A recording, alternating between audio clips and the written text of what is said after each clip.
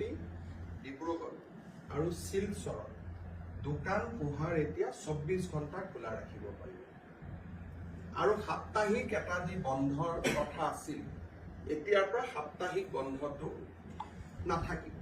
চৰকাৰী নিয়মত নাথাকিব, কোনোবাই বন্ধ কৰিব খুজিলে কোনো আপত্তি নাই।